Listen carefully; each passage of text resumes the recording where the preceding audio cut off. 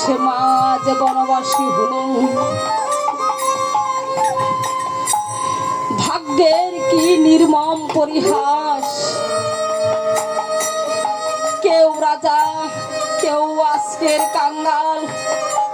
সৃষ্টিকর্তা যদি একবার চায়, কাঙ্গালও রাজা হইতে পারে, আবার রাজা ও পথের ভিখারি হইতে পারে।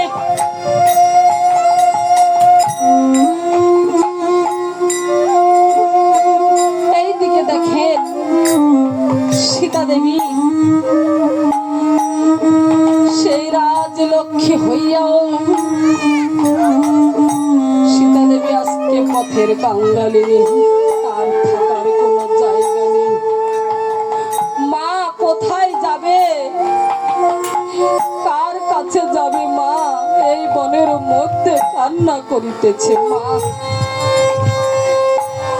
মায়ের কান্না শুনে মুনি ঠাকুর এই সীতা দেবীর কাছে এসে বললেন, মাগো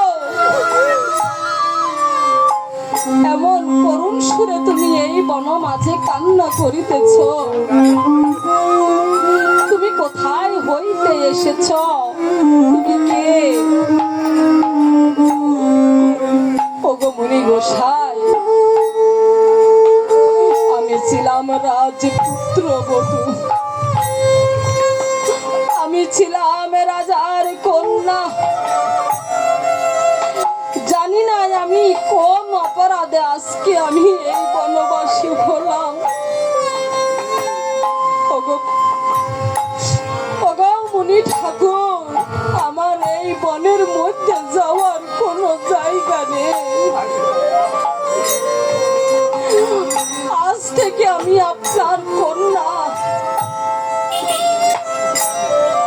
তখন মুনি ঠাকুরকে পিতা বলে সম্বোধন করিলেন। মুনি ঠাকুর বললেন, ওগো লক্ষ্মী, তুমি যে আমাকে আজকে পিতা বলে তুমি আমাকে ডেকেছ, ঠিক আছে, আমি তোমাকে এই বনের মধ্যে থাকার জন্য একটি আশ্রম করে দেব। সীতা দেবীকে এই বনের লতা পাতা দিয়া একটি ছোট্ট কুঠির বেঁধে দিলেন। এই কুঠিরে থাকিয়া মা সদাই সর্বদাই কান্না করিতেছে।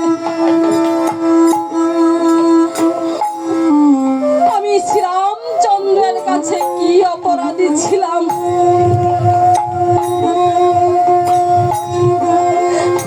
আমি শ্রীরামচন্দ্রের চরণে আমি জানি না কোন অপরাধ করেছি। আজকে আমাকে শ্রীরামচন্দ্র এই বনবাস দিয়েছে। আমার ইচ্ছা করতেছে আমার এই প্রাণটা আমি এইখানে শেষ করে দিই। আমি কেমন করে এই প্রাণটা আমি কেমন করে শেষ করব? কারণ আমার দেহে তোমারও একজন আছে, আমার সাথে সাথে তারাও এই পৃথিবীর আলো দেখার আগে পৃথিবী থেকে বিদায় নিয়ে চলে যাবে। ওগো প্রভু, ওগো প্রভু, আমি আপনার চরণে এমন কি অপরাধ করেছিলাম?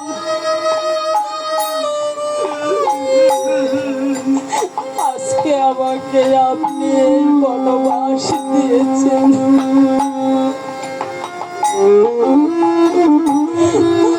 আমার তো এইখানে যাওয়ার থাকার কোনো জায়গা নেই। সীতা সেইখানে কান্না করিতেছে। মায়ের যখন 10 মাস 10 দিন হলো, মায়ের যখন 10 মাস 10 দিন পূর্ণ হলো, মা দেবী পুত্র প্রসব করিলেন। সবার হয়তো প্রশ্ন থাকতে পারে, আমরা শুনেছি সীতার একটি গর্ভজাত সন্তান আর একটা মণি ঠাকুরের কুশ দ্বারা, ওইটাও সত্য। আবার দুইটা যমজ সন্তান, তাও সত্য। একটা হচ্ছে অদ্ভুত রামায়ণের কথা, আরেকটা হচ্ছে কীর্তিবাস পণ্ডিতে যেটা বঙ্গ অনুবাদ করেছে সেই রামায়ণের কথা। যদি আপনি বস্তু নিরূপণ করতে যান সেটা কিন্তু এক। বলে কেমন করে? আমাদের সমাজে এখন অনেক নারী পুরুষ আছে, বিয়ে হয়ে গেছে 10 বছর, 12 বছর, 20 বছরও হয়ে গেছে, কিন্তু একটি সন্তানের মুখ দেখে না।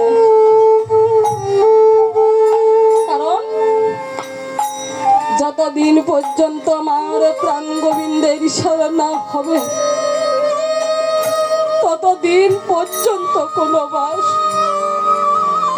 মানুষ পিতা মাতা হইতে পারবে না, সন্তানের মুখ দর্শন করিতে পারবে না। এই যে ত্রেতা যুগের ভগবান কে ছিলেন শ্রীরামচন্দ্র, তিনি এক অংশে 4 অংশ হইয়া তিনি পৃথিবীতে অবতীর্ণ হয়েছে। এই যে মণি ঠাকুর কাছে সীতা দেবী এক সন্তানকে রেখে যখন সে নদীতে জল আনতে গিয়েছিল,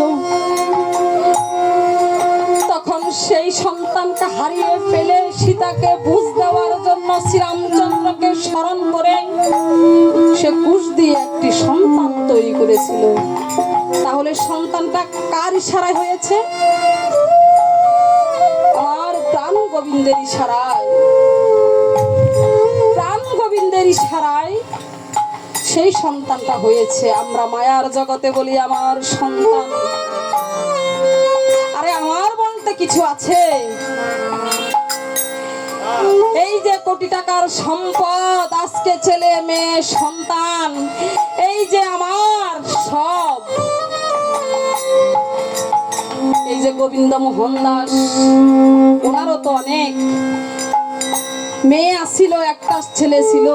যতদিন পর্যন্ত সে পৃথিবীতে ছিল ততদিন পর্যন্ত তারা কার সন্তান, কার ছিল? উনি বলতো এটা আমার মেয়ে, এটা আমার ছেলে, কিন্তু যাওয়ার সময় কেউ গিয়েছে? এই ভবের মাঝে আসতেও হবে একা, যাইতেও হবে একা। একমাত্র যাবে কি আমি কি কর্ম ফল করেছি সেইটা ছাড়া আর পৃথিবী থেকে কিছুই যাবে না। আপনি কোটি টাকা সম্পত্তির মালিক ছিলেন, এই যে একটা লোক সে দিন আনে দিন খায়, সে ভিক্ষা মেঘে খায়, সেও মানুষ আমিও মানুষ, কিন্তু সৃষ্টিকর্তার বিচারের বেলায় কিন্তু পাল্লা এক সবার। সবার জন্য সেই 3.5 হাত মাটি, তাছাড়া আর কিছুই যাবে না। আরে আপনি যে একটা খাটে শুইতেন সেটা হয়তো 50 থেকে 60,000 টাকার, সেই আরামায়েশের খাট যখন এই চক্ষু মুদিয়ে যাবে,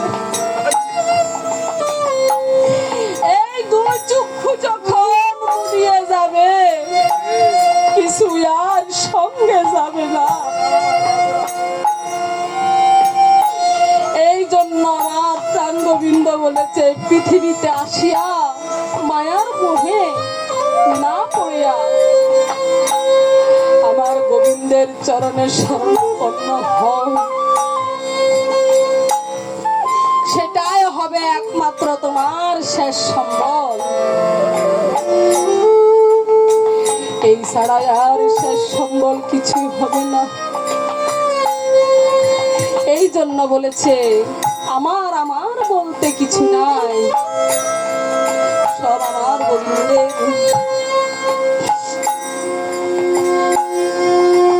এইদিকে তাও কার সন্তান? এই লব কুশ দুজনে কিন্তু শ্রীরামচন্দ্রের সন্তান। কিন্তু কিছুদিন যখন কেটে গেল,